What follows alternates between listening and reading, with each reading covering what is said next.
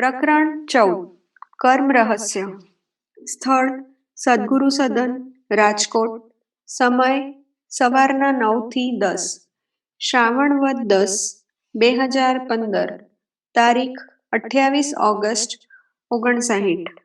ગહના કર્મણો ગતિ, અર્થાત કર્મની ગતિ ગહન છે. આ ગીતાચરણમાં કર્મની ગહનતા શ્રી ભગવાને સ્વીકારી છે. વળી કિં કર્મ કિમ અકર્મ ઇતિ કવયઃ અપી અત્ર મોહિતા. કર્મ અને અકર્મ શું, આ બાબતમાં તો વિદ્વાનો પણ મોહિત થયેલ છે. આ શ્લોકાર્ધમાં તો વિદ્વાનો પણ પોતાના બુદ્ધિ પ્રકર્ષની સરાણ ઉપર કર્મ અકર્મનો વિવેક કરવામાં ભ્રાંતિ અનુભવે છે, તેમ સ્પષ્ટ જ શ્રી મુખે કહ્યું છે. પૂજ્યપાદ શ્રી ગુરુદેવે કર્મના અંગ ઉપાંગો સહિત તેનું સત્ય સ્વરૂપ વિશદ રીતે સમજાવ્યું છે. તેમજ કર્મ ત્યાગ શોચનીય ભૂમિકાની પરિધિમાં ક્યારે પ્રવેશે છે તે પણ વર્ણવ્યું છે. કર્મ માર્ગ તે ગીતાનું હાદ છે. તેના ઉપર જ્ઞાન પ્રકાશ રેલાવીને પ્રસ્થાનકર્તાઓને ગુરુદેવે સરળતાનું પ્રદાન કર્યું છે. પહેલું પ્રશ્નાવલોકન. મારી પાસે એક પ્રશ્ન આવ્યો છે ઘણા વખતે. ભાઈ, હું તો સાવ ભૂલી જ ગયો હતો. પ્રશ્નમાં રામાયણની ઉક્તિ છે, શોચ્ય ગૃહીચો મોહવશ કરઈ કર્મપત ત્યાગ. અર્થ, જે ગૃહસ્થાશ્રમી મોહવશ થઈને કર્મપથનો પરિત્યાગ કરી દે છે તે શોચનીય છે. આ પ્રસંગ તો ભગવાન રામચંદ્રજી વનમાં ગયા છે ત્યારનો છે. ભરતજીને વશિષ્ઠજી કહી રહ્યા છે, તેમણે બતાવેલ શોચવા યોગ્ય ઘણીએ વ્યક્તિઓમાં મોહવશ થઈને કર્મપથ તજનાર પણ એક છે એમ વાત છે. શોચ્ય ગૃહીચો મોહવશ કરઈ કર્મપથ ત્યાગ. તો તેમાં પ્રશ્નો છે કે પહેલું, ગૃહસ્થના કયા કયા કર્મો છે? બીજું, તેમનો મોહવશ પરિત્યાગ કરવો તે શું છે? ત્રીજું, ભજન, સંત સમાગમ ઇત્યાદિમાં કર્મોનો અંશતઃ પરિત્યાગ થાય જ છે એવો આક્ષેપ છે, તેનું શું? આ પ્રમાણે પ્રશ્નો પૂછેલ છે. બીજું, શોચનીય ગૃહસ્થાશ્રમી. શોચીય શબ્દનો અર્થ શોચનીય, જેના માટે હૃદયમાં દુઃખ ઉત્પન્ન થાય તેવો છે. અહીં અનાદરયુક્ત વચનનો બોધ છે. આ જગ્યાએ આવી વ્યક્તિ માટે અનાદર સૂચવ્યો છે. તો એવા તે કયા કર્મો છે જેમનો મોહવશ ત્યાગ કરનારા શોચનીય અવસ્થાને પ્રાપ્ત થાય છે? કર્મ શબ્દથી શુભ કર્મો એમ અર્થ લેવાનો છે, કેમ કે શુભ કર્મોનો જ અંગીકાર અહીં અભિપ્રેત છે. એટલે કે સુકર્મના વિચારની જ ગ્રહસ્થી અહીં થાય છે. તાત્પર્ય કે શુભ વિહિત કર્મોનો મોહથી પરિત્યાગ કરનાર શોચ્ય છે એમ ભાવ છે. જે અકર્મો નિષિદ્ધ કર્મો છે તેનો તો ત્યાગ કરવાનો જ હોય છે. તેમનો મોહવશ ત્યાગ એવો અર્થ અહીં લેવાય નહીં. એટલે મોહવશ થઈને સુકર્મોનો પરિત્યાગ જે ગૃહસ્થાશ્રમી કરે છે તે શોચનીય છે. ત્રીજું, ગૃહસ્થના કર્મો. પ્રશ્ન એ છે કે ગૃહસ્થના કર્મો કયા કયા છે? ગૃહસ્થના કર્મો તો ઘણા છે અને તે બધા જુદી જુદી સ્મૃતિઓમાં વર્ણવેલા છે. મનુસ્મૃતિમાં, હરિસ્મૃતિમાં, યજ્ઞવાલ્ક્ય સ્તુતિમાં અને પરાશર સ્મૃતિમાં કે જે કલિયુગમાં પ્રધાન છે. તે બધી સ્મૃતિઓમાં ગૃહસ્થાશ્રમીના કર્મો કહેલા છે. બીજા ગ્રંથોમાં પણ મળે છે. છતાંય ગૃહસ્થીના કર્મો માટે આ સ્મૃતિઓમાં ઘણો ઉલ્લેખ છે. પંચમહાયજ્ઞ. ગૃહસ્થાશ્રમીના કર્મોમાં સર્વપ્રથમ તો પંચમહાયજ્ઞ છે. તે પંચમહાયજ્ઞ કરવા જ જોઈએ. પંચહત્યા નિવારણને માટે આ પંચમહાયજ્ઞ ઉપદેશ્યા છે અને તે દરેક ગૃહસ્થાશ્રમીએ કરવા જોઈએ. આમાં જો કે બધા જ કર્મોનો સમાવેશ થઈ જાય છે. જુઓ, મનુસ્મૃતિ. અધ્યાપનમ બ્રહ્મયજ્ઞ પિતૃયજ્ઞસ્તુ તર્પણમ હોમો દૈવો બલિર્ભોતો નિયજ્ઞો તિથિપૂજનમ પંચૈતાન્યો મહાયજ્ઞાન હાપયતિ શક્તિતઃ સ ગૃહેऽપि વસન નિત્યમ સુનાદોષેન લિપ્યતે દેવતાતિથિભૃત્યાના પિતॄણાત્માત્મન નશ્ચય ન નિર્વિપયતિ પશ્વાનામુચ્છવસન્ન. અર્થ: વેદ ભણવો તથા ભણાવવો તે બ્રહ્મયજ્ઞ છે. પિતૃઓનું તર્પણ તે પિતૃયજ્ઞ છે. હોમ તે દેવયજ્ઞ છે. પ્રાણીઓને બલિ આપવા તે ભૂતયજ્ઞ છે. અને અતિથિઓનો સત્કાર કરવો તે મનુષ્ય યજ્ઞ છે. જે પુરુષ શક્તિનું અનુસાર આ પંચ મહાયજ્ઞ કરે છે તે ગૃહસ્થાશ્રમમાં રહેવા છતાં પણ હિંસાના દોષોથી નિત્ય નિર્લેપ જ રહે છે. જે પુરુષ દેવતાઓનું, અતિથિઓનું, પોષવા યોગ્ય માતા પિતાનું, પિતૃઓનું અને પોતાનું પોષણ નથી કરતો તે જીવતો છતાં પણ મર્યા જેવો જ છે. આમ પંચમહાયજ્ઞમાં પ્રાયઃ સર્વ કર્મો સમાવિષ્ટ થઈ જાય છે. બ. સ્વાભાવિક કર્મો. બીજા કર્મો સ્વાભાવિક છે, એટલે કે દરેક વર્ણના સ્વભાવ અનુસારના કર્મો છે. જુઓ શ્રીમદ્ ભગવદ્ ગીતા. બ્રાહ્મણ ક્ષત્રિય વિશા શૂદ્રાણાં ચ પરંતપ કર્માણિ પ્રવિભક્તાનિ સ્વભાવ પ્રભવૈર્ગુણે. હે અર્જુન, બ્રાહ્મણ, ક્ષત્રિય અને શૂદ્ર આ ચારેય વર્ણોના કર્મો પોતપોતાના જાતિ સ્વભાવથી ઉત્પન્ન થયેલ ગુણ મુજબ નિયત થયા છે.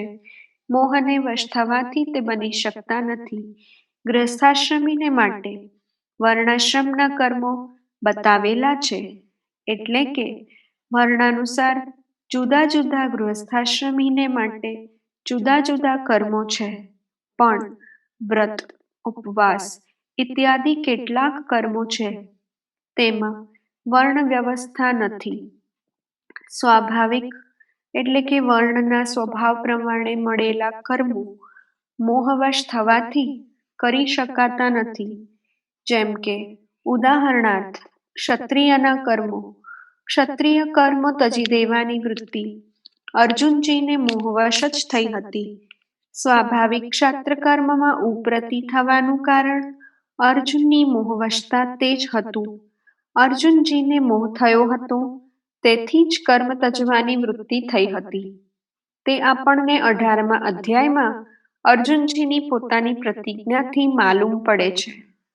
નષ્ટો મોહ સ્મૃતિર્લબ્ધા તત્પ્રસાદાન્મ્યાચ્યુત સ્થિતોસ્મિ ગતસંદેહ કરિષ્યે વચનમ તવ. અર્થ: હે અચ્યુત, આપની કૃપાથી મારો મોહ નષ્ટ થઈ ગયો છે અને મને સ્મૃતિ પ્રાપ્ત થઈ છે. માટે સંશય રહિત બનેલો હું સ્થિત છું અને આપની આજ્ઞાનું પાલન કરીશ. અર્જુનજીને યુદ્ધમાં મોહને લઈને પાપ જણાયું હતું. યુદ્ધ મહાન પાપ દેનારું તેમને લાગ્યું હતું. આવી સમજમાં તેમનો વાસ્તવિક ધર્મ તેઓ ભૂલ્યા હતા. ભગવાને તેમને વાસ્તવિક કર્મ બતાવ્યું અને તેમનો મોહ દૂર કર્યો.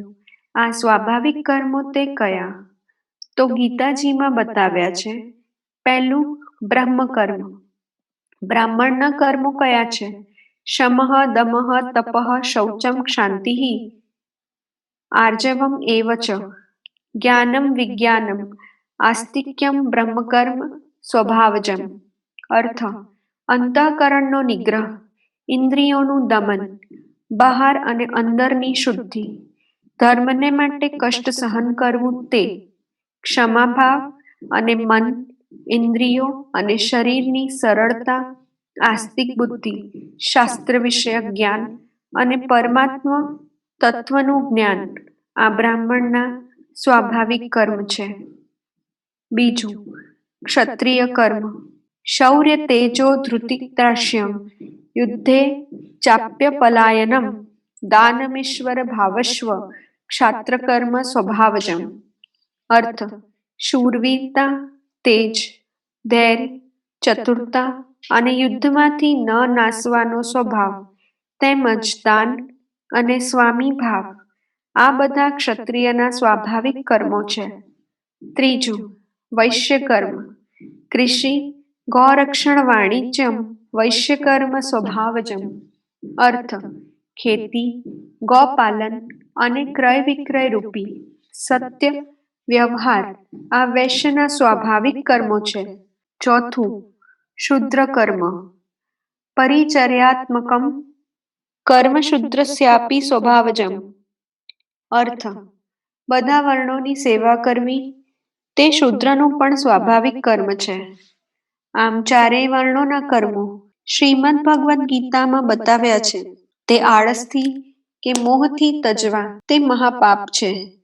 જુઓ ગીતા, અધ્યાય 18, 7મો શ્લોક. નિયતસ્ય તુ સંન્યાસઃ કર્મણો નોપપદ્યતે મોહાત્તસ્ય પરિત્યાગસ્તામસઃ પરિકીર્તિતઃ. અર્થાત નિયત કર્મોનો ત્યાગ કરવો તે યોગ્ય નથી, માટે મોહથી તેનો ત્યાગ કરવો તે તામસ ત્યાગ કહ્યો છે. વળી નિત્ય કર્મ, નૈમિત્તિક અને કામ્ય કર્મો કરવા જ જોઈએ. સંધ્યોપાસના વગેરે કર્મો પણ કરવા જ જોઈએ. ક. દેહના સ્વાભાવિક કર્મો. આપણે માટે દેહના સ્વાભાવિક કર્મોનો ત્યાગ શક્ય જ નથી. જેમના ઉપર આપણો કાબુ પણ નથી તેવા કર્મોનો ત્યાગ તો બની જ નથી શકતો. તેવા સ્વાભાવિક કર્મો કયા ગીતામાં આપ્યા છે ને? પશ્યન શૃણવન સ્પૃશેન જિઘ્રન નશન ગચ્છન સ્વરૂપનશ્વસન પ્રલપન્વિસૃજન ગૃહણ નુન્મી શનમિની શન્નપી.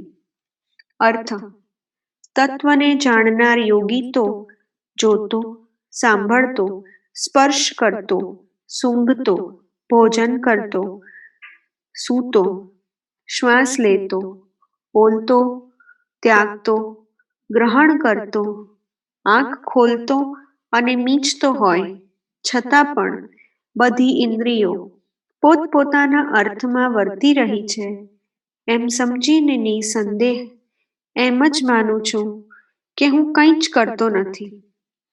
આવા જે એટલે કે જોવું, સાંભળવું એવા સ્વાભાવિક કર્મો છે તેમનો ત્યાગ શક્ય જ નથી. એટલે જે કર્મોના ત્યાગથી ગૃહસ્થ શોચની અવસ્થાને પામે છે તે આ કર્મો નહીં પણ શુભ કર્મો. ડ. કર્તવ્ય કર્મો. પુત્રને માટે પુત્ર ધર્મ તે શુભ કર્મ છે. પુત્રનું કર્મ શું?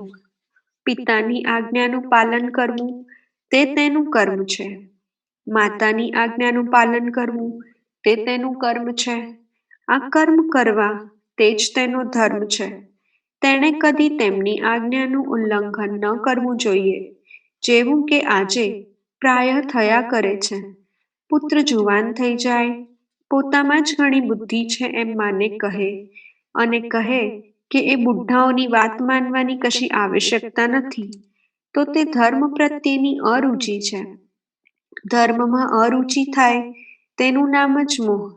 સત્ય વસ્તુમાં સત્ય ન જોવું પણ અસત્ય વસ્તુમાં સત્ય જોવું તે જ મોહ. આ જ મોહનું સ્વરૂપ છે. આ પુત્ર ધર્મની વાત થઈ, તેવો જ માતાનો ધર્મ, પિતાનો ધર્મ, સ્ત્રી ધર્મ, સ્વામી ધર્મ વગેરે છે. કર્મથી જ ધર્મની સ્થિતિ છે. કર્મ કર્યા વગર ધર્મનું અસ્તિત્વ નથી રહેતું. કર્મ કરીને જ ધર્મની સ્થિતિ જાણી શકાય છે. આ કર્મો તે શુભ કહેવાય છે. જે કોઈ પણ કર્મો શુભ કહેવાય છે તેમનો મોહવશ પરિત્યાગ ન કરવો જોઈએ. આમ ગુરુદેવે કર્મોના નીચે દર્શાવ્યા મુજબ વિભાગ પાડ્યા છે. પહેલું, પંચમહાયજ્ઞ. બ્રહ્મયજ્ઞ, દેવયજ્ઞ, પિતૃયજ્ઞ, ભૂતયજ્ઞ અને અતિથિ યજ્ઞ. બીજું, જાતિ સ્વભાવ કર્મ. એના 4 વિભાગ છે: બ્રહ્મકર્મ, ક્ષાત્રકર્મ, વૈશ્યકર્મ, શુદ્રકર્મ. ત્રીજું, દેહના સ્વાભાવિક કર્મ. જોવું, સાંભળવું વગેરે. ચોથું, કર્તવ્ય કર્મ, ફરજ તરીકે આવી પડેલા કાર્યો, જેવા કે પુત્ર કર્તવ્ય, સ્ત્રી કર્તવ્ય વગેરે. આ બધા કર્મોનો મોહવશ ત્યાગ ન કરવો જોઈએ. ત્રીજા વિભાગના કર્મો તો તજી શકાતા જ નથી. ચોથું, કરવા યોગ્ય અને નહીં કરવા યોગ્ય કર્મોની સંક્ષિપ્ત વ્યાખ્યા. સ્મૃતિમાં શુભ અને અશુભ કર્મ એટલે સુકર્મ અને દુષ્કર્મ બંનેની ચર્ચા કરી છે. તેના ઉપરથી શુભ અને અશુભ કર્મોનો નિર્ણય કરવો જોઈએ.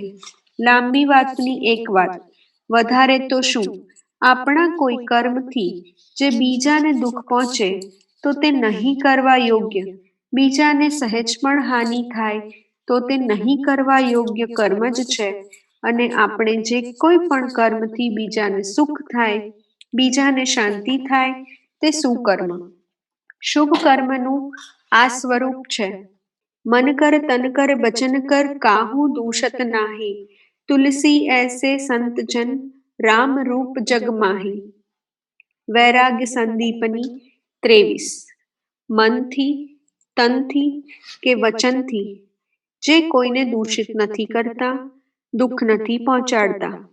તુલસીદાસજી કહે છે કે જગતમાં એવા સંતજનો રામરૂપ જ છે, માટે આપણે આવા સુકર્મોનો પરિત્યાગ ન કરવો જોઈએ, તે કરવા જ જોઈએ. પાંચમું, સંત શાસ્ત્રનો આશય કર્મ ત્યાગ નથી. પ્રશ્ન છે, ભજન, સંત સમાગમ ઇત્યાદિમાં કર્મોનો અંશતઃ પરિત્યાગ થાય જ છે એવો આક્ષેપ છે, તો તે અંગે શું? ભજન, સંત સમાગમ ઇત્યાદિનો આશય એ નથી કે સુકર્મ છોડી દેવા. સંતોની કદી પણ આ આજ્ઞા નથી. ભજન, સંત સમાગમ વગેરેનો આશય છે કર્મફળમાં વિરતિ ઉપજાવવી.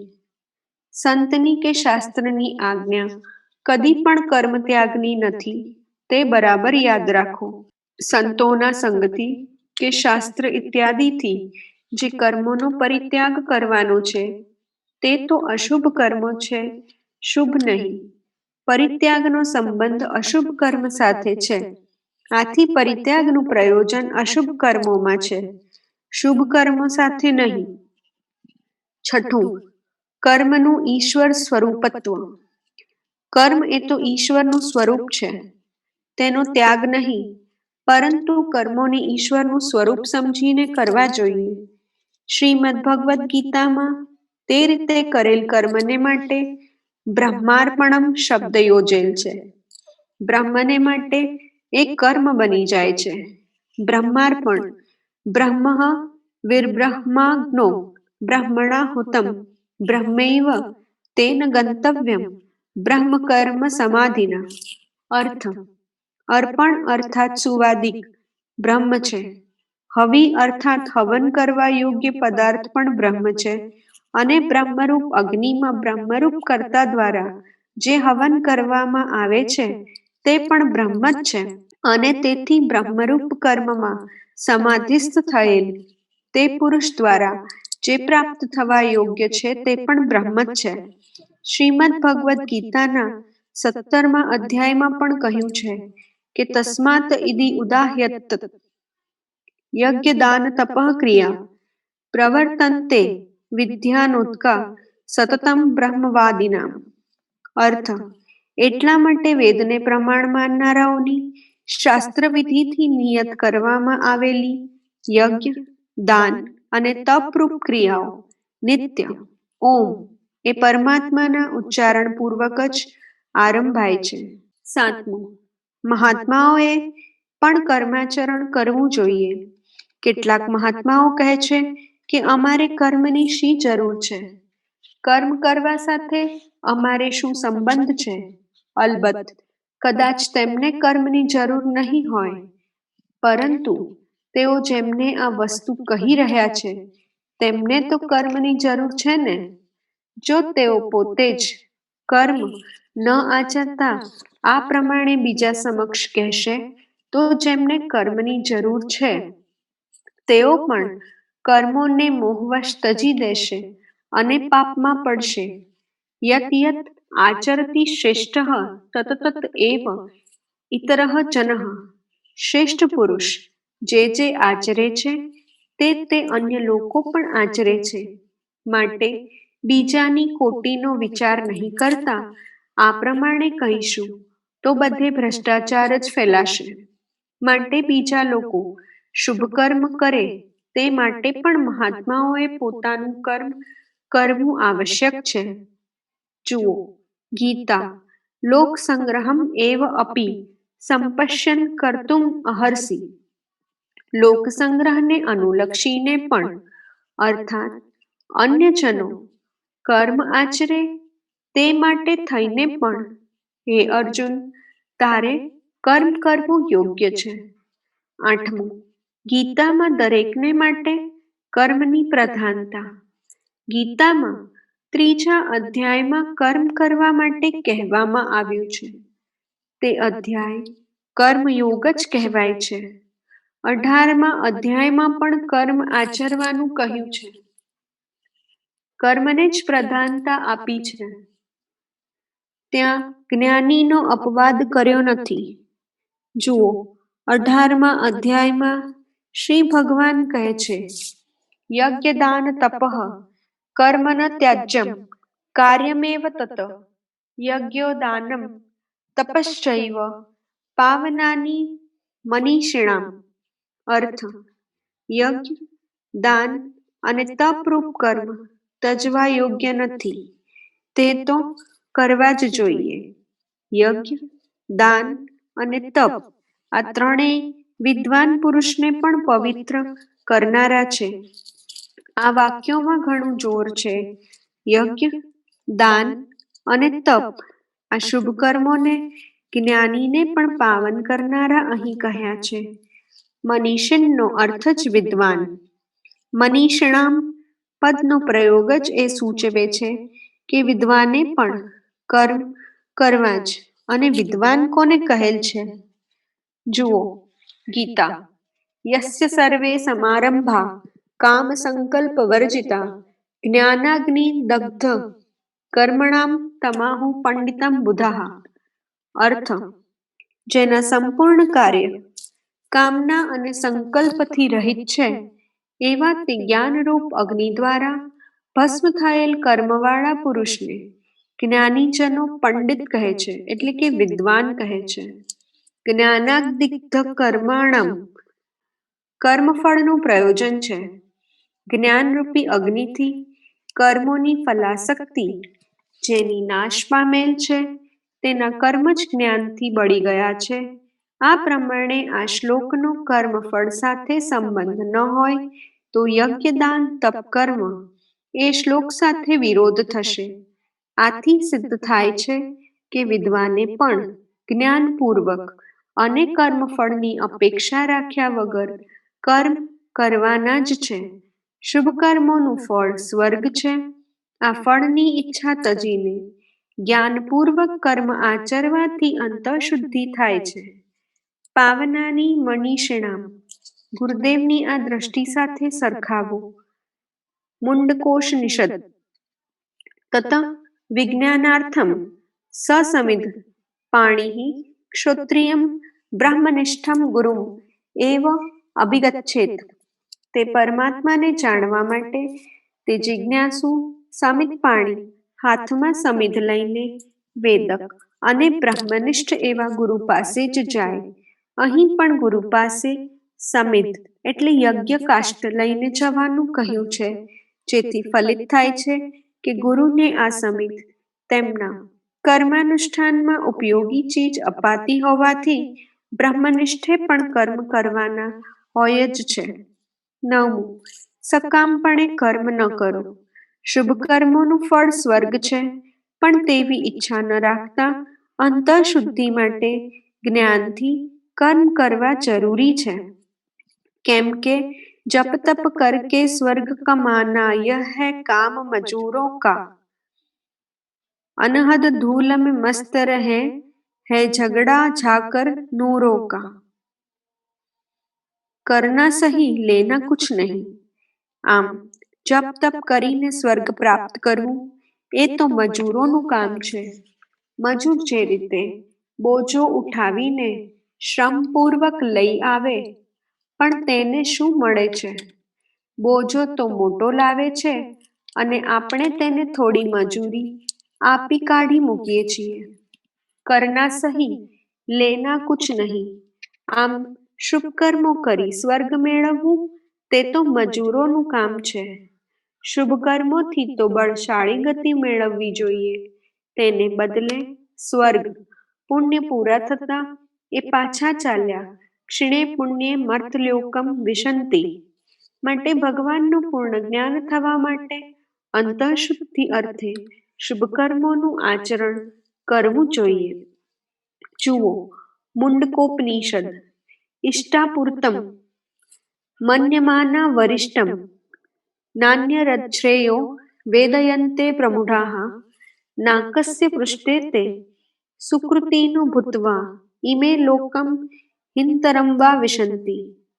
અર્થ: ઇષ્ટપૂર્તિને, યજ્ઞયાગાદિ અને દાન દયાના પરોપકારી કર્મોને સર્વશ્રેષ્ઠ સમજનારા, સકામપણે તેનું જ આચરણ કરતા અત્યંત મૂઢ લોકો બીજું કશું વિશેષ શ્રેયસ્કર જાણી શકતા નથી. તેઓ સ્વર્ગભૂમિ ઉપર પુણ્યો ભોગવીને આ લોકમાં કે આથી એ હીન લોકમાં પ્રવેશે છે. 10. નિત્ય અંતઃશુદ્ધિ માટે કર્માચરણ. પણ કોઈ પ્રશ્ન કરે કે જેનું અંતઃકરણ શુદ્ધ હોય તેને કર્મો કરવાની આવશ્યકતા ક્યાં? એમ નથી. તેમને પણ અંતઃશુદ્ધિ કાયમ ટકાવી રાખવા માટે નિષ્કામ રીતે કર્મોનું આચરણ જરૂરી છે. જો કર્મ કરવામાં નહીં આવે તો અંતરમાં મલિનતા આવી જશે, શુદ્ધિ નષ્ટ થઈ જશે. અરીસો બહુ જ સુંદર રીતે સ્વચ્છ કર્યો હોય અને તેમાં સરસ પ્રતિબિંબ પડતું હોય, પરંતુ બીજે દિવસે જોશો તો તેના ઉપર રજ જામી ગઈ હશે. આથી પ્રતિબિંબ બરાબર નહીં જણાય. એવો કોણ બુદ્ધિશાળી મનુષ્ય હશે કે જે એકવાર અરીસાને સાફ કરી રાખી દે અને પછી કદી એ સાફ ન કરે? તાત્પર્ય એ છે કે અંતઃશુદ્ધિ કાયમ રાખવા માટે કર્મ કરવા જોઈએ. આમ છતાંય પૂર્ણ બ્રહ્મજ્ઞ સકારણ કર્મ છોડે કે કર્મો આપોઆપ પોતે છૂટી જાય તો જુદી વાત, પણ આપણે તો કર્મ ન જ છોડવા જોઈએ. કર્મનું આચરણ કદી પણ તજવું ન જોઈએ. 11. બ્રહ્મનિષ્ઠના કર્માચરણ માટે ઉપનિષદનું પ્રમાણ. કર્મ ન કરવું તેવું સંત કે શાસ્ત્ર કહેતા નથી. મને આ અંગે ઉપનિષદની એક આખ્યાયિકા યાદ આવે છે. વિરોચન અને ઇન્દ્ર બ્રહ્મજ્ઞાન માટે બ્રહ્મા પાસે જાય છે. ત્યારે તેમની સાથે તેઓ સમિધા એટલે કે યજ્ઞાદિ માટે પવિત્ર કાષ્ઠ ઇત્યાદિ લઈ જાય છે. બ્રહ્મા પાસે જ્ઞાન લેવા જવું છે, માટે કંઈક લઈ જવું જોઈએ. જુઓ ભાઈ, 8 જગ્યાએ ખાલી હાથે કદી ન જવું એમ શાસ્ત્ર વચન છે. 1. દેવસ્થાન. દેવ પાસે જવું હોય તો યથાશક્તિ કંઈક લઈને જવું, જે કંઈ બને તે. પત્રમ પુષ્પમ ફલમ તોયમ. ગમે તે, ખાલી હાથે ન જવાય. બીજું, કન્યા. કન્યા પુત્રીને ત્યાં જવું તો પણ કંઈક લઈને જવું. છોકરીને સાડી તો લઈ દેવી જોઈએ ને, કેમ કે તેને ખરાબ લાગે કે બાપુજી આવ્યા ને મારી માટે કંઈ ન લાવ્યા. ત્રીજું, ભગિની. બહેનને ત્યાં પણ ખાલી હાથે ન જવાય. બહેનને પણ એક સાડલો તો લઈ દેવો જોઈએ. ચોથું, વિદ્યા, આચાર્ય. જેણે વિદ્યા આપી હોય તેની પાસે પણ ખાલી હાથે ન જવું. 5. તીર્થસ્થાન. તીર્થસ્થાને પણ કંઈ લીધા વગર ન જવાય. 6. મંત્રોપદેશક. જેણે મંત્ર આપ્યો હોય તે ગુરુ, ત્યાં તો લઈ જવામાં કંઈ બાકી જ રહેતું નથી. બધું લઈ જવાય છે, પણ ભિક્ષાનો પ્રશ્ન આવે છે. સાતમું, વૈદ્ય. વૈદ્યને પણ કંઈક આપવાનું રહે છે. આઠમું, રૂપ. રાજા, તે આઠમો. તેને પણ કંઈક આપવું જોઈએ. આનાથી સહેજ ભિન્ન વાત નીચેના શ્લોકમાં છે. અગ્નિહોત્રમ ગૃહમ ક્ષેત્રમ મિત્રમ ભર્યામ સુતમ શિશુમ રિક્તપાણિર્ન પશ્યેત રાજાનામ દેવતામ ગુરુમ. સુભાષિત રત્ન ભંડાગાર સામાન્ય નીતિ. તેમજ રિક્ત પાણી સૂન ગચ્છેત દેવમ દ્વિજમ ગુરુમ નૃપમ ભીષજમ ભગિનીં કન્યામ તીર્થક્ષેત્રમ તથૈવ ચ. તો હવે વિચાર કરો, ઉપયોગમાં ન આવે તે વસ્તુ તેની પાસે લઈ જવાનો શો અર્થ છે? મારી પાસે તમે મને ઉપયોગી ન હોય તે લાવશો, ઉપયોગમાં આવે તે જ લાવવાના. તો ઉપનિષદની આખ્યાયિકામાં આવે છે, ઇન્દ્ર અને વિરોચન કયા હેતથી બ્રહ્માજી પાસે ગયા હતા? બ્રહ્મ વિદ્યાના પ્રતિપાદન માટે તેઓ તેમની પાસે ગયા હતા. બ્રહ્મ વિદ્યાના પ્રતિપાદન માટે તેઓ તેમની પાસે ગયા હતા. બ્રહ્મ વિદ્યાના પ્રતિપાદન માટે ક્યાં જવું જોઈએ? જે બ્રહ્મનિષ્ઠ હોય તેની પાસે જવું જોઈએ. હવે એ વિચાર કરવો જોઈએ કે બ્રહ્માજી કેવા હતા? બ્રહ્માજી બ્રહ્મનિષ્ઠ હતા કે નહીં? હતા જ, તો તેઓ કર્માચરણ કરતા હોવા જોઈએ, કર્મકાંડી હોવા જ જોઈએ. નહીં તો પછી સમિધા લઈ તેમની પાસે જવાનું પ્રયોજન શું? બ્રહ્માજીને તે યજ્ઞ યાગાદિમાં ઉપયોગી હોય તો જ તે ત્યાં લઈ જવાય. તે પછી ઉપનિષદની આ વાત ઉપરથી બ્રહ્મજ્ઞાની માટે પણ કર્મ છે એમ સ્પષ્ટ જણાય છે. માટે શુભ કર્મોનો ત્યાગ કદી પણ ન થવો જોઈએ. 12મું, દ્વિજમાત્ર માટે સંધ્યા અનિવાર્ય. સંધ્યા તો દરેક દ્વિજ માટે છે. દ્વિજમાત્રે સંધ્યા કરવી જ જોઈએ. સંધ્યોપાસનાનો ત્યાગ ન જ કરી શકાય. એકવાર પ્રશ્ન આવેલો કે સંધ્યા કરવી જોઈએ? કરવી જ જોઈએ. આમાં કશું પૂછવાનું જ નથી. 5-10 મિનિટની સંધ્યોપાસનાનો ત્યાગ, હા, સવારમાં ઠંડી લાગે કોણ નાય એમ મનમાં થાય, પણ અભ્યાસ બરાબર રાખીએ તો મન કાબૂમાં આવી જાય.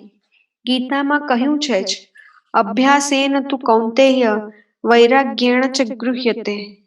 પરંતુ હે અર્જુન, આ મન અભ્યાસથી તેમજ વૈરાગ્યથી કાબૂમાં આવી જાય છે. 13મું, કર્મ માટે શ્રુતિ પ્રમાણ. નિત્ય, નૈમિત્તિક અને કામ્ય કર્મો કરવા જ જોઈએ. સંત સમાગમ તે ન કરવાનું કદી શીખવશે નહીં. તેનો ત્યાગ યોગ્ય નથી. શ્રૌત કર્મો કરવા જરૂરી છે. હું તો કહું છું કે 98,000 શ્રુતિમાંથી 94,000 શ્રુતિ કર્મનું પ્રતિપાદન કરે છે. કર્મ માટે છે, 4,000 જ્ઞાન માટે છે. આ નિશ્ચિત વાત છે. માટે કર્મ કરવા જ જોઈએ. ઉપાસના કર્મમાં સમાઈ જાય છે, માટે ઉપાસનાને જુદી નથી કહેતો. નિષ્કર્ષ એ છે કે શુભ કર્મોનો કદી પણ પરિત્યાગ ન કરવો. 14મું, ભોજનમાં કર્મ અકર્મ વિવેક. ઉદાહરણાર્થ, માતાઓની બાબતમાં ભોજન બનાવવું તે કર્મ છે. સ્વચ્છતાપૂર્વક રસોઈ બનાવવી તે શું કર્મ છે? રસોડામાં કચરો છતાં ભોજન બનાવવું તે અકર્મ છે. ઘરમાં કચરો હોય, રસોડું અશુદ્ધ હોય, છતાં ભોજન બનાવવું તે અકર્મ છે. ભોજન બાબતમાં આપણે ત્યાં ઘણું કહેવાયું છે. અસ્વચ્છ અવસ્થામાં અસ્વચ્છ રશ્મિઓ શરીરમાંથી નીકળે છે. તે ભોજન ઉપર અસર કરે છે. વારું, ભગવાનનું ચિત્ર તો તમે જુઓ છો ને? તેમની આજુબાજુ શું જણાય છે? પ્રકાશનો પુંજ જણાય છે. ચિત્રકારને આ પ્રકાશપુંજ ક્યાંથી મળ્યો? શાસ્ત્રમાંથી જ. શાસ્ત્રના વર્ણન ઉપરથી તેણે તેજપુંજ ચિત્રમાં આલેખ્યો. ભાનુકોટી પ્રકાશ પ્રભુમાં છે. તે કિરીટને અત્યંત આયત એટલે કે વિશાળ બનાવે છે. ભાનુકોટી પ્રતિકાશમ કિરીટેન વિરાજિતમ. આપણી અંદરથી પણ રશ્મિઓ બહાર નીકળે છે. મસ્તકમાંથી રશ્મિઓ વધારે નીકળે છે. મારો તો ખ્યાલ છે કે સાધુ કોઈને આશીષ આપે છે તે તેના આ રશ્મિઓ જોઈને જ આપે છે. શરીર અને અંતઃકરણ સ્વચ્છ હોય તો સ્વચ્છ શુદ્ધ રશ્મિઓ બહાર નીકળે છે અને અસ્વસ્થ હોય તો પાપ રશ્મિઓ બહાર આવે છે. રશ્મિઓનો પ્રભાવ ભોજનમાં પણ પડે છે. હાથમાંથી રશ્મિઓ નીકળે છે તે ત્રાટક સિદ્ધ થતાં સ્પષ્ટ જણાય છે. નખમાંથી રશ્મિઓ ત્રુટક ત્રુટક નીકળે છે તે ત્રાટક સિદ્ધિ થતાં પ્રત્યક્ષ જોઈ શકાય છે. સૂર્યના કિરણો પણ ટુકડા જેવા જ લાગે છે. વિજ્ઞાન પણ કહે છે કે પ્રકાશ ખંડ સ્વરૂપે જ છે, ટુકડાના સ્વરૂપમાં જ છે. 100 100 200 ફૂટના ટુકડા જેવા કિરણો સતત આવે છે, તેથી તે સળંગ લાગે છે. પેલા મશીન ઉપરથી પણ એ જણાય છે.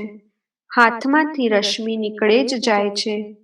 માટે ભોજન બનાવવાના સમયે શૌચ એટલે કે પવિત્રતા બહુ જ જરૂરી છે. શૌચને સંયમમાં સ્થાન છે. શૌચ, પવિત્રતા એ પણ સંયમનું એક અંગ છે. માફ કરજો, એકવાર એવું થયું કે એક ગામમાં હું જઈ ચડ્યો. એક બહુ જ શ્રદ્ધાળુ ભાઈ ત્યાં આવ્યા. મને કહ્યું કે મારે તમારી ચાકરી કરવી છે. સામેથી ચાકરીની માંગણી કરે તો ના થોડી પડાય છે. બહુ સારું ભાઈ, કરો ચાકરી. તો તેમણે મારું માથું દબાવવા માંડ્યું, પણ તેમના હાથમાંથી ડુંગળીની એવી વાસ આવે કે ક્યાંય રહેવાય નહીં. થયું કે આ જલ્દી છોડે તો સારું. આશય એ છે કે અખાદ્ય વસ્તુ ખાવી ન જોઈએ. હું એમ નથી કહેતો કે ન જ ખાઓ. અખાદ્ય વસ્તુ હાનિકારક છે, તે ખાવી તે અકર્મ છે. 15મું કર્મ, અકર્મ, વિકર્મની સમજણ. દરેક ક્રિયા 3 રીતે થઈ શકે છે. કર્મથી પુણ્ય મળે છે, અકર્મથી પાપ મળે છે અને વિકર્મથી પાપ પુણ્ય બેમાંથી કશુંય નથી મળતું. શ્રી કૃષ્ણ ભગવાને ગીતામાં કર્મ, અકર્મ અને વિકર્મની વ્યાખ્યા આપી છે. દરેક ક્રિયા 3 રીતે થઈ શકે છે. અ ભોજન ક્રિયા, રસેન્દ્રી ક્રિયા. પહેલું, પવિત્ર રીતે શુદ્ધ થઈને ભોજન બનાવવામાં આવે અને હર્ષભર્યા ભગવાનને ભોગ લગાવવામાં આવે ત્યારે તે કર્મ બને છે.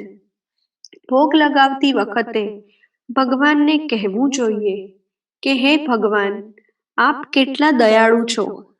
આ વસ્તુ આપની પાસે ધરાવી શક્યો તે આપની જ અસીમ દયા છે. ભગવાન, આપ કૃપાળુએ આપેલી જ ચીજો હું શું આપની પાસે લાવું. આપે પ્રાણી માત્રના જીવન માટે હવા, પાણી અને પ્રકાશ બનાવ્યા છે. હે ભગવાન, આપ તો ગરીબ નિવાજ છો. જુઓ, ભગવાને વાયુ, જળ વગેરે પણ દયા કરીને દરેકને વિનામૂલ્યે આપ્યા છે. જો શાસન કરનારાનું શાસન તેમના ઉપર ચાલે તો તેઓ તેમાં પણ કર નાખી દે તેમ છે. પરંતુ પ્રભુએ આ ચીજો જીવો માટે એવી બનાવી છે કે જેમના ઉપર શાસનકર્તાઓનું શાસન ચાલતું નથી. તેમના વિના શાસનકર્તાનું પણ અસ્તિત્વ ન રહે. આ ભગવાનની કૃપા જ છે. ભગવાનને કહેવું કે ભગવાન, આપની જ વસ્તુનું આપને નિવેદન કરું છું. તો પ્રભુ, હવે ભોજન માટે મને આજ્ઞા આપો. આમ કરવાથી ધર્મ બુદ્ધિ થાય છે. ઉત્તમ સાત્વિક ભોજનનો ભોગ લગાવી જમવાથી તે કર્મ બને છે. બીજું, વિકર્મ. ભોજન ક્રિયામાં કઈ રીતે થાય છે? ઝટપટ કરો. સૂટ બૂટમાં 2 કપ ચાય, બટેટાના ભજીયા. આ કર્મ તે ખાલી. તેનાથી પાપ પુણ્ય કશું નહીં. તે ભોજનમાં વિકર્મ. ત્રીજું, અકર્મ કઈ રીતે?